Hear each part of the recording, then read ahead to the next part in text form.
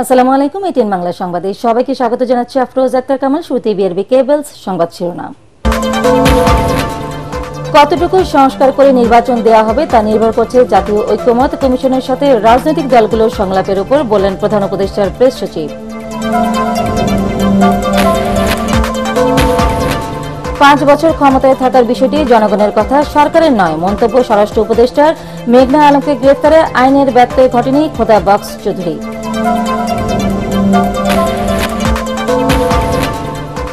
উপাচার্য অপসারণের দাবিতে উত্তাল খুলনা প্রকৌশল ও প্রযুক্তি বিশ্ববিদ্যালয়, তালা ভেঙে হলে ঢুকলেন শিক্ষার্থীরা। ডাকসু নির্বাচন আয়োজনে আগামী মাসে কমিশন গঠন। প্লট বরাদ্দে দুর্নীতির অভিযোগে শেখ হাসিনা, সজীব ওয়াজেদ জয়সহ 29 জনের বিরুদ্ধে গ্রেফতারি পরোয়ানা জারি। অবৈধভাবে ফ্ল্যাট নেওয়ার অভিযোগে টিউলিপ সিদ্দিকের বিরুদ্ধে মামলা। এবং আসছে বাজেটের মূল উদ্দেশ্য অশুল্ক বাধা দূর করা, বলেন এনবিআর চেয়ারম্যান। ভোগ্য পণ্যের আমদানি শুল্ক কমানোর পরামর্শ অর্থনীতিবিদদের।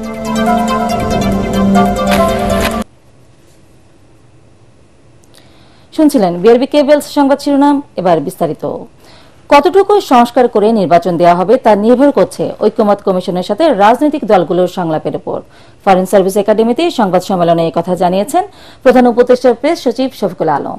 এ সময় প্রধান উপদেষ্টার বিশেষ সহকারী ডক্টর আনিসুজ্জামান চৌধুরী জানিয়েছেন, চ্যালেঞ্জ থাকলেও নির্ধারিত সময়ে এলডিসি উত্তরণ থেকে বাংলাদেশের পিছিয়ে আসার সুযোগ নেই।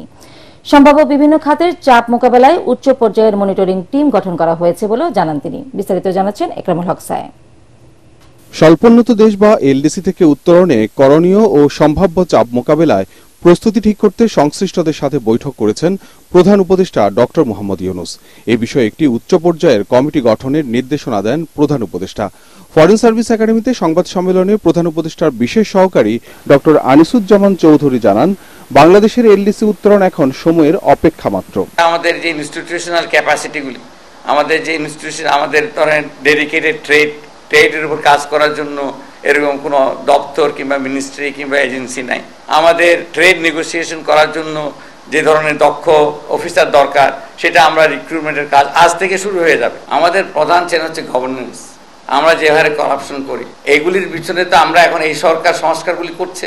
তিনি জানান, এলডিসি উত্তরণ হলে কোনো সমস্যা যেন তৈরি না হয় সেজন্য প্রয়োজনীয় প্রস্তুতি নিচ্ছে সরকার। এ নিয়ে ব্যবসায়ীদের উদ্বিগ্ন হওয়ার কিছু নেই বলেও আশ্বস্ত করেন তিনি। যে সমস্ত সুযোগ আমরা এখন পাচ্ছি, মনে করেন আমরা duty free, quota free access পাচ্ছি, সেটা কিন্তু 2026 সালে বন্ধ হয়ে যাবে না।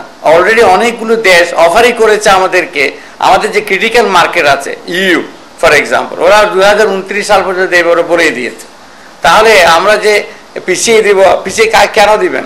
আপনারা চাওয়ার আগেই তো ওরা অফার করেছে। অস্ট্রেলিয়া বলেছে ইট ডাজন্ট ম্যাটার, তো আপনারা গ্রাজুয়েট করেন না করেন, আমাদের যে সুযোগগুলো আছে সে সুযোগগুলি চলবে। যে জায়গাটাতে ব্যবসায়ী বন্ধুরা চিন্তিত, এটা কিন্তু অলরেডি ওভারকাম হয়ে গেছে আমি মনে করি। মধ্যম আয়ের দেশের তালিকায় অন্তর্ভুক্ত হলে সম্ভাব্য বিভিন্ন খাতে চাপের আশঙ্কা থাকলেও বাংলাদেশ বাড়তি কি সুবিধা পাবে এমন প্রশ্ন ছিল সাংবাদিকদের। আপনি অন্য সুবিধা পাওয়ার করবেন কেন? আপনি সুবিধা সৃষ্টি করে নেবেন। আমরা ভিক্ষার মেন্টালিটি থাকবে কেন? আমার এটা তো যে বললাম, আমাদের কলোনিয়াল হ্যাংওভার, ভিক্ষার জন্য আমরা কি সুবিধা পাবো? আমি সুবিধা ক্রিয়েট করে নেব।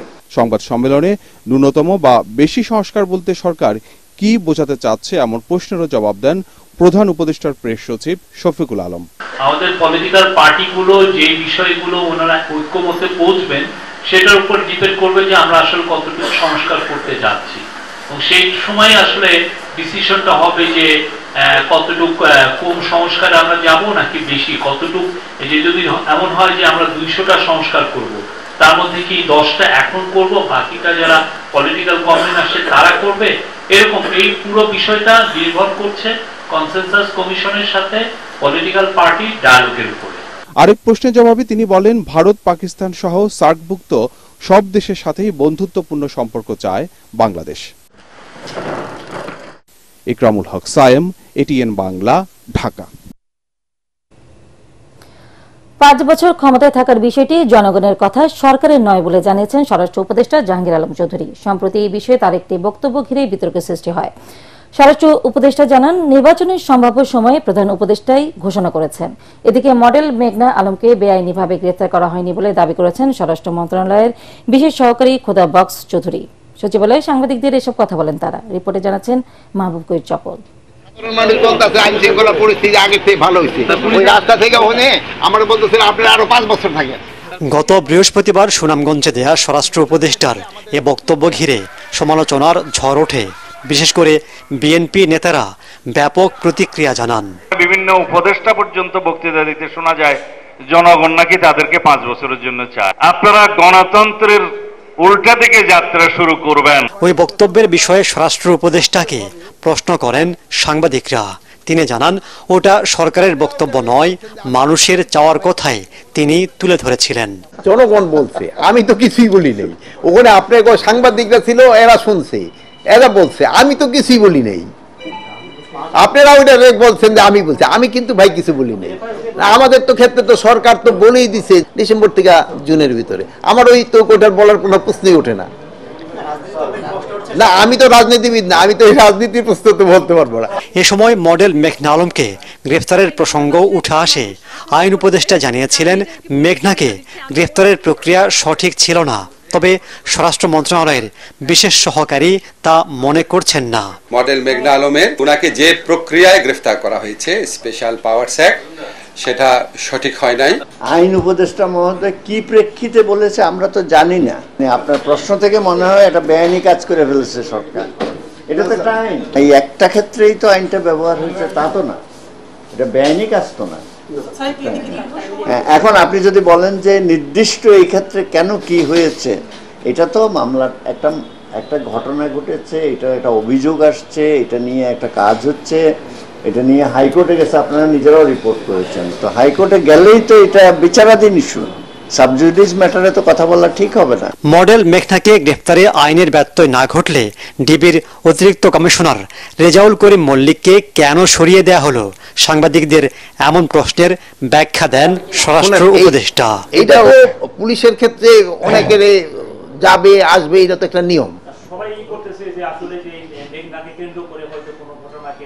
না না না, এই সব কোনো ঘটনাকে কেন্দ্র করে না, এইটা একটা নর্মাল প্রসেস। উনি হয়তো অসুস্থ আছে বা অন্য কোনো কিছু আছে, এইসব কিছু হতে। তিনি জানান, চট্টগ্রামের ডিসি হিলে বর্ষবরণের মঞ্চ ভাঙ্গার ঘটনা দুঃখজনক। ঘটনাটা না ঘটেই উচিত ছিল। মাহবুব কবির চপল, এটিএন বাংলা, ঢাকা। প্রধান উপদেষ্টার সাথে সাক্ষাৎ সহ দেশের সর্বশেষ রাজনৈতিক পরিস্থিতিতে দলের করণীয় ঠিক করতে চেয়ারপারসনের গুলশান কার্যালয়ে বৈঠক করেছে বিএনপির স্থায়ী কমিটি। লন্ডন থেকে ভার্চুয়ালি সভায় সভাপতিত্ব করেন দলের ভারপ্রাপ্ত চেয়ারম্যান তারেক রহমান। মঙ্গলবার রাত 8:30টায় শুরু হওয়া বৈঠকে বুধবার প্রধান উপদেষ্টার সাথে বৈঠকে বিএনপির পক্ষ থেকে জাতীয় নির্বাচনের সুনির্দিষ্ট রোডম্যাপ, সংস্কার সহ দলের অবস্থান কি হবে তা নিয়ে আলোচনা হয়। এছাড়াও বৈঠকে বৃহস্পতিবার জাতীয় ঐক্যমত্য কমিশনের সংবিধান সহ সংস্কার প্রশ্নে দলের প্রস্তাবনা, অন্যান্য দলের প্রস্তাবনায় বিশ্লেষণ করেন দলের সিনিয়র নেতারা। বুধবার দুপুর 12টায় প্রধান উপদেষ্টার সাথে তার সরকারি বাসভবন যমুনায় বৈঠক করবেন মহাসচিব মির্জা ফখরুল ইসলাম আলমগীরের নেতৃত্বে বিএনপি প্রতিনিধি দল। 37 সহপাঠী বহিষ্কারের প্রতিবাদ এবং উপাচার্য অপসারণের এক দফা দাবিতে উত্তাল খুলনা প্রকৌশল ও প্রযুক্তি বিশ্ববিদ্যালয় কুয়েট। বিশ্ববিদ্যালয় বন্ধের নোটিশ উপেক্ষা করে ক্যাম্পাসে চলছে শিক্ষার্থীদের বিক্ষোভ। তারা বলছে, ভিসির অপসারণ এবং দ্রুত শিক্ষা কার্যক্রম শুরু না করলে কঠোর কর্মসূচি ঘোষণা করা হবে। আবাসিক হল খুলে দেওয়ার আহ্বানে কর্তৃপক্ষ সাড়া না দেয় তালা ভেঙে 6টি হলেও প্রবেশ করেছে শিক্ষার্থীরা। এদিকে শিক্ষার্থীদের বহিষ্কারাদেশ পুনর্বিবেচনার আহ্বান জানিয়েছে ছাত্রদল। খুলনা থেকে এস.এম. হাবিবের তথ্যচিত্র নিয়ে ইন্দ্রদোলা বাবু রিপোর্ট। আবারও উত্তাল দক্ষিণাঞ্চলের প্রকৌশল শিক্ষার বিদ্যাপীঠ কুয়েট। এবার 37 সহপাঠীর বহিষ্কারের প্রতিবাদ এবং বিশ্ববিদ্যালয়ের উপাচার্যের অপসারণের এক দফা দাবিতে ক্যাম্পাস জুড়ে বিক্ষোভে শিক্ষার্থীরা। আন্দোলনরতরা মঙ্গলবার অদম্য বাংলার পাদদেশে সমাবেশ করে। পরে বিক্ষোভ মিছিল নিয়ে বিভিন্ন বিভাগের সামনে গিয়ে শিক্ষকদের হল খোলার অনুরোধ করে। সাড়া না পেয়ে এক পর্যায়ে প্রথমে খান জাহান আলী হল ও পরে অন্যান্য হলের তালা ভেঙে ভেতরে ঢোকে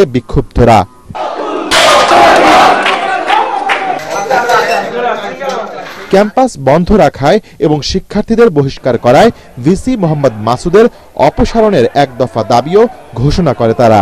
যেহেতু ভিসি নেট পানি অফ করে শিক্ষার্থীদের হল থেকে বের করে দিয়েছে, যেহেতু ভিসি আন্দোলনরত শিক্ষার্থীদের বিরুদ্ধে মামলার ইন্ধন দিয়েছে, যেহেতু ভিসি আন্দোলনরত শিক্ষার্থীদেরকে বহিষ্কার করেছে, সেহেতু আমরা 6 দফা থেকে 1 দফা ঘোষণা করছি। এই ভিসিকে অপসারণ আমাদের একমাত্র দাবি।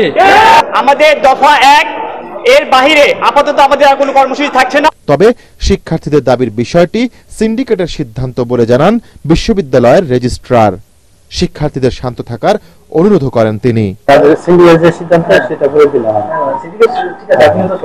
আমি এটুকুই বললাম, প্রবেশ বাড়ি হলে ঠিক গেলে সে কাজ করতেছে, জানি না উপর থেকে যদি আসে আদেশ। ছাত্র রাজনীতি নিষিদ্ধের দাবিতে দ্বন্দ্বের জেরে গত 18 ফেব্রুয়ারি রক্তক্ষয়ী সংঘর্ষে অর্ধশতাধিক মানুষ আহত হন। পরে 25 ফেব্রুয়ারি পর্যন্ত বিশ্ববিদ্যালয় বন্ধ ঘোষণা করে কর্তৃপক্ষ। গত সোমবার রাতে বিশ্ববিদ্যালয়ের সিন্ডিকেটের জরুরি সভায় তদন্ত কমিটির প্রতিবেদনে 37 শিক্ষার্থীকে সাময়িক বহিষ্কারের সিদ্ধান্ত নেওয়া হয়। একই সাথে আগামী 2 মে আবাসিক হল এবং 4 মে শিক্ষা কার্যক্রম চালুর সিদ্ধান্ত নেয় সিন্ডিকেট। সিন্ডিকেটের এই সিদ্ধান্ত এবং সহপাঠীদের বহিষ্কার আদেশ প্রত্যাখ্যান করে ক্যাম্পাসে আন্দোলন করছে বিক্ষুব্ধ শিক্ষার্থীরা। ইমদাদুল্লাহ বাবু, ATN বাংলা। ঢাকা বিশ্ববিদ্যালয় কেন্দ্রীয় ছাত্র সংসদ ডাকসু নির্বাচনের সময় ঘোষণা করেছে কর্তৃপক্ষ। আগামী মে মাসের শুরুতেই নির্বাচন কমিশন গঠন ও মাঝামাঝি সময়ে ভোটার তালিকা চূড়ান্ত করা হবে। ঢাকা বিশ্ববিদ্যালয়ের জনসংযোগ দপ্তরের ভারপ্রাপ্ত পরিচালক মোহাম্মদ রফিকুল ইসলামের স্বাক্ষরিত সংবাদ বিজ্ঞপ্তিতে এ তথ্য জানানো হয়েছে। এতে বলা হয়, সুষ্ঠু ও গ্রহণযোগ্য ডাকসু নির্বাচন অনুষ্ঠানে বিশ্ববিদ্যালয় প্রশাসন গত ডিসেম্বর মাস থেকে বিভিন্ন অংশীজনদের সঙ্গে আলাপ আলোচনা করেছে। নির্বাচন সুষ্ঠু, সুন্দর ও নিরপেক্ষতার সাথে আয়োজনে নেওয়া বিভিন্ন পদক্ষেপ ও অগ্রগতির খসড়া প্রকাশ করেছে বিশ্ববিদ্যালয় প্রশাসন। ডাকসু নিয়ে শিক্ষার্থীদের তুমুল আগ্রহ থাকায় এই নির্বাচন আয়োজনে প্রশাসন আন্তরিকতার সঙ্গে কাজ করছে বলেও জানানো হয় সংবাদ বিজ্ঞপ্তিতে। জাতীয় নির্বাচনের প্রস্তুতি চলছে বলে জানিয়েছেন ইসি সচিব আক্তার আহমেদ। সকালে নির্বাচন ভবনে সাংবাদিকদের তিনি বলেন, এরই অংশ হিসেবে ব্যালট পেপার ছাপানো ও নির্বাচনী সরঞ্জাম নিয়ে বিজি প্রেসের সাথে বৈঠক হয়েছে। এ সময় নির্বাচনে ব্যবহৃত পুরানো কাগজ যাচাই ও তা ধ্বংস করার বিষয়ে আলোচনা হয়। এসব কাজের জন্য বিজি প্রেসের সময় লাগবে 3 মাস। সচিব বলেন, প্রবাসীদের ভোট ব্যবস্থাপনায় 3টা পদ্ধতি নিয়ে 3টি টিম কাজ করছে। 20 এপ্রিল এ বিষয়ে মতামত জানাবে তারা।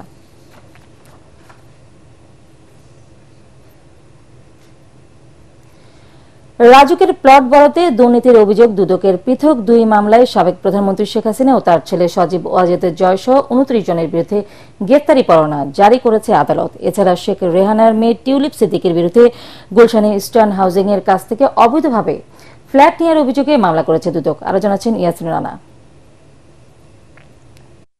রাজুকের প্লট বরাদ্দে দুর্নীতির অভিযোগে করা মামলায় মঙ্গলবার আদালতে চার্জশিট জমা দিয়েছে দুর্নীতি দমন কমিশন। চার্জশিট আমলে নিয়ে শেখ হাসিনা, সজীব ওয়াজেদ জয় সহ গৃহায়ন ও গণপূর্ত মন্ত্রণালয় এবং রাজুকের মোট 29 জন কর্মকর্তার বিরুদ্ধে গ্রেফতারি পরোয়ানা জারি করেছেন ঢাকার মেট্রোপলিটন সিনিয়র স্পেশাল জজ জাকির হোসেন গালিব। এ নিয়ে দুদক কার্যালয়ে ব্রিফিং করেন সংস্থাটির মহাপরিচালক। গুলশানে অবৈধভাবে ফ্ল্যাট নেয়ার অভিযোগে টিউলিপ সিদ্দিকির বিরুদ্ধে মামলার কথাও জানান আক্তার হোসেন। অভিযোগ সংশ্লিষ্ট জনাব রিজওয়ানা সিদ্দিকী ওরফে টিউলিপ রিজওয়ানা সিদ্দিক, পিতা শফিক সিদ্দিক, মাতা শেখ রেহানা, জনাব শাহ মোহাম্মদ খুসরুজ্জামান সাবেক সহকারী আইন উপদেষ্টা রাজুক এবং সর্দার মোশাররফ হোসেন সাবেক সহকারী আইন উপদেষ্টা 1 রাজধানী উন্নয়ন কর্তৃপক্ষগণ অবৈধ পারিতোষিক হিসাবে ইস্টার্ন হাউজিং লিমিটেডের নিকট থেকে অবৈধ সুবিধা নিয়ে রেজিস্ট্রি মূলে ফ্ল্যাট নং B/201 বাড়ি নং 5A ও 5B গুলশান 2 এর দখল নিয়ে অপরাধ করায় দুর্নীতি প্রতিরোধ আইন 1947-এর 5-2 ধারায় একটি মামলা রুজুর সিদ্ধান্ত গৃহীত হয়েছে। এছাড়া খুলনা 1 আসনের আওয়ামী লীগের সাবেক এমপি পঞ্চানন বিশ্বাসের বিরুদ্ধে 1 কোটি 6 লাখ টাকার অবৈধ সম্পদ অর্জনের অভিযোগে মামলা দায়ের করেছে দুদক। দণ্ডবিধির সংশ্লিষ্ট ধারায়। ইয়াসিন রানা, ATN বাংলা, ঢাকা। বোতলজাত সয়াবিন তেলের দাম লিটারে 14 টাকা আর খোলা তেল লিটারে 12 টাকা বাড়িয়েছে সরকার। এখন প্রতি লিটার সয়াবিন তেলের বোতল কিনতে হবে 189 টাকা, খোলা তেল 169 টাকায়। গত রোববার থেকে তেলের দাম বাড়িয়ে দেয় ভোজ্য তেল পরিশোধন কারখানাগুলোর মালিকরা, যার অনুমোদন দিল সরকার। সচিবালয়ে ভোজ্য তেল আমদানি এবং সরবরাহ সহ সার্বিক বিষয়ে আলোচনা শেষে বাণিজ্য উপদেষ্টা বলেন, রাজস্ব আয় বাড়াতে তেল আমদানির উপর শুল্ক ছাড় তুলে দেওয়া হয়েছে, তবে এই সিদ্ধান্ত সাময়িক বলেও জানান তিনি। এ সময় উপদেষ্টা আরও বলেন, রোরো ধান উঠলেই চালের দাম কমে আসবে। আমরা শিল্পের সাথে আলোচনার ভিত্তিতে এবং তাদের সাথে একটা সহযোগিতার ভিত্তিতে আমরা 189 টাকায় প্রতি লিটার সয়াবিন তেল আমরা বোতলের ক্ষেত্রে এবং 20 টাকা কম হচ্ছে আপনার খোলা বাজারের জন্য। রাজস্ব আদায় এবং আন্তর্জাতিক বাজারের যে পণ্য যে মূল্য, দুটোর সমন্বয়ে এই দামটা বেড়েছে। আসছে বাজেটের মূল উদ্দেশ্য হবে অশুল্ক বাধা দূর করা, এমন প্রতিশ্রুতি দিলেন জাতীয় রাজস্ব বোর্ডের চেয়ারম্যান আব্দুর রহমান খান। রাজধানীর আগারগাঁওয়ে রাজস্ব ভবনে প্রাক বাজেট আলোচনায় তিনি কথা জানান। এ সময় ভোগ্য পণ্যের আমদানি শুল্ক কমানোর পরামর্শ দেন অর্থনীতিবিদরা। অন্যদিকে ব্যবসায়ীদের অভিযোগ, বর্তমান কর ব্যবস্থা বিনিয়োগ ও ব্যবসা বান্ধব নয়। সাইফুল আলমের রিপোর্ট। রাজস্ব আহরণের চাপের মধ্যেই ব্যবসায়ীরা এনবিআর এর কাছে নানা ধরনের কর ছাড়ের আবদার রাখছেন। এই অবস্থায় উভয় সংকটে এনবিআর। প্রাক বাজেট আলোচনায় ব্যবসায়ীদের অভিযোগ, বর্তমান কর ব্যবস্থা বিনিয়োগ ও ব্যবসা বান্ধব নয়। শর্ট লিড টাইমের যে অর্ডারগুলি আমাদের এই বেনাপোল দিয়ে সুতাগুলি আসতো, এগুলি যদি আনতে না পারে তাহলে এই শর্ট লিড টাইমের সুতাগুলি কিন্তু আনতে পারবো না। আপনি আমাকে এআইটি নিয়ে যাচ্ছেন, কিন্তু এটা পরবর্তী সমন্বয় হবে না বা হবে না, ঠিক আছে। এই বিষয়গুলি আমার মনে হয় আমলে নিলে আমাদের এই বিষয় আমরা অনেকটা স্বস্তিতে ব্যবসাটা করতে পারবো। প্রোটেকশন নীতিটা আপনাদের করা উচিত পারফরমেন্স বেসড এবং টাইম বাউন্ড। এগুলো আপনাদেরকে ইভেন্চুয়ালি যখন ইউএস এর সাথে নেগোসিয়েশনে যদি আপনারা বসেন, তখন এই বিষয়গুলো আপনাদের দেখতে হবে। ভোগ্যপণ্য আমদানিতে শুল্ক কমানোর পরামর্শ দেন অর্থনীতিবিদরা। সেই সাথে নতুন করে মার্কিন শুল্ক আর বৈশ্বিক সংকটের প্রভাব বাংলাদেশে কতটা পড়বে তা খতিয়ে দেখার তাগিদ দেন তারা। কর আহরণ বাড়াতে প্রযুক্তির ব্যবহার বাড়ানোর উপর জোর দেন তারা। ট্যারিফ রেশনালাইজেশনের কথা এটা দরকারও, এটা করতেও হবে। এই জিনিসগুলোকে ব্যালেন্স করা আমাদের জন্য অনেক সময় কঠিন হয়ে যায়, বাট আমরা যেটা করি, দুই পক্ষকে নিয়ে বসে, যিনি বাড়াতে চান ওনাকে, যিনি কমাতে চান, দুজনকে নিয়ে বসে পুরো বিচার বিশ্লেষণ করে তথ্য উপাত্ত অ্যানালাইসিস করে তখন আমরা কারেক্ট ডিসিশন নেওয়ার চেষ্টা করি। যেই ধরনের অনিয়মই আমাদের কাছে রিপোর্টেড হোক, আমরা যদি এগুলোকে প্রমাণ করতে পারি তাহলে কিন্তু আমরা সাথে সাথে খুবই কঠোর অ্যাকশন নিচ্ছি। ব্যবসায়ীদের সুবিধা নিশ্চিত করার পাশাপাশি কেউ যাতে করের অপব্যবহার করতে না পারে সে বিষয়ে কঠোর শাস্তি নিশ্চিত করার উদ্যোগ নেওয়ার কথা জানায় জাতীয় রাজস্ব বোর্ড। এখানে আমরা বলছি যারা আইএফআরএস দিয়ে অ্যাকাউন্টিং। শারফুল আলম, এটিএন বাংলা, ঢাকা। রাজধানীর ধানমন্ডির ঝিকাতলায় চাঁদাবাজির অভিযোগে অভিযুক্ত আশরাফুলকে গ্রেফতার করেছে পুলিশ। বিষয়টি নিশ্চিত করেছেন ধানমন্ডি জোনের সহকারী police commissioner Mostafa Tarikuzzaman. Police জানায়, তার রাজনৈতিক পরিচয় মুখ্য না অভিযোগ পেয়ে আশরাফুলকে গ্রেফতার করা হয়েছে। তার বিরুদ্ধে আইনানুগ ব্যবস্থা নেওয়া হবে। এর আগে ঝিকাতলার ইবনে সিনা হাসপাতালের সামনে চাঁদাবাজির একটি ভিডিও ভাইরাল হয়।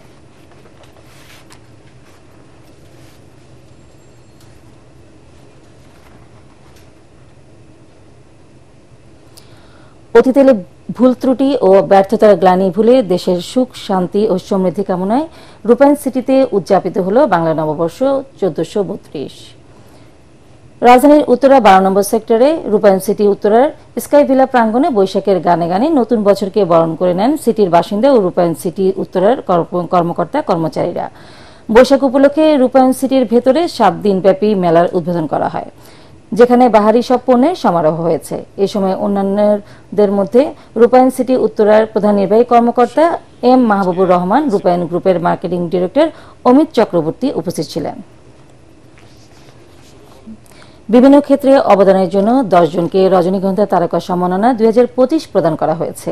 বিকেলে রাজধানীর বেইলি রোডে অফিসার্স ক্লাবে আয়োজিত অনুষ্ঠানে মনোনীত ব্যক্তিদের হাতে এই সম্মাননা তুলে দেন প্রধান অতিথি অবসরপ্রাপ্ত মেজর জেনারেল মোহাম্মদ আব্দুল কাদের। রজনীগন্ধার উপদেষ্টা সঙ্গীত শিল্পী ফেরদৌস ওয়াহিদের সভাপতিত্বে তারকা সম্মাননা প্রদান অনুষ্ঠানটির উপস্থাপনা করেন এটিএন বাংলার সংবাদ পাঠিকা অনামিকা হাসান পুনম। অনুষ্ঠানটির মিডিয়া পার্টনার চ্যানেল আই।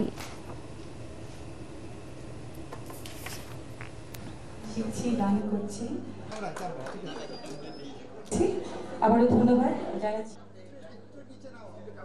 চাইবো সবাই একটু দোয়া করবেন। পার্টেক্স খেলার খবর।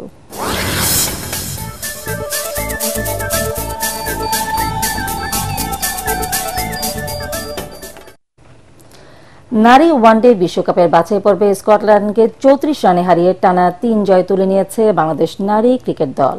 তাতে বিশ্বকাপের চূড়ান্ত পর্বের পথে টাইগার্স এগিয়ে গেল অনেকটাই। 3 ম্যাচে 3 জয়ে 6 পয়েন্ট নিয়ে সবার শীর্ষে এখন বাংলাদেশের মেয়েরা। 277 রানে জয়ের টার্গেটে নেমে 110 রানে 7 উইকেট হারিয়ে ম্যাচ থেকে ছিটকে পড়ে স্কটিশরা। অষ্টম উইকেটে প্রিয়া চ্যাটার্জি আর রাচেল স্লটার 115 রানে জুটি করে দলের পরাজয়কে দীর্ঘ করেন। শেষ পর্যন্ত 9 উইকেটে 242 রানে থামে স্কটল্যান্ডের ইনিংস। প্রিয়া ও রাচেল দুজনেই 61 রান করেন। এর আগে লাহোরের গাদ্দাফি স্টেডিয়ামে টস জিতে ব্যাটিং করে 6 উইকেটে 276 রানের বড় পুঁজি পায় নিগার সুলতানা জ্যোতির দল। জ্যোতি সর্বোচ্চ 83 রান করেন। ফারজানা হক ও শারমিন দুজনেই 57 রানের ইনিংস খেলেন।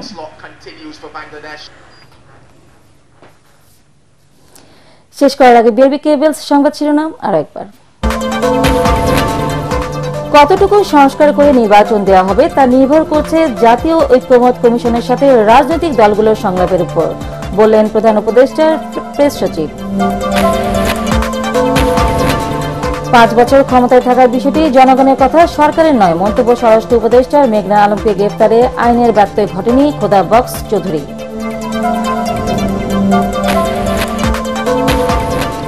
উপাচার্য অপসারণের দাবিতে উত্তাল খুলনা প্রকৌশল ও প্রযুক্তি বিশ্ববিদ্যালয়ে তালা ভেঙে হলে ঢুকলেন শিক্ষার্থীরা। ডাকসু নির্বাচন আয়োজনে আগামী মাসেই কমিশন গঠন। প্লট বরাদ্দে দুর্নীতির অভিযোগে শেখ হাসিনা, সজীব ওয়াজেদ জয় সহ 29 জনের বিরুদ্ধে গ্রেফতারি পরোয়ানা জারি। অবৈধভাবে ফ্ল্যাট নেওয়ার অভিযোগে টিউলিপ সিদ্দিকীর বিরুদ্ধে মামলা। এবং আসছে বাজেটের মূল উদ্দেশ্য অশুল্ক বাধা দূর করা, বলেন এনবি চেয়ারম্যান। ভোগ্যপণ্যের আমদানি শুল্ক কমানোর পরামর্শ অর্থনীতিবিদদের।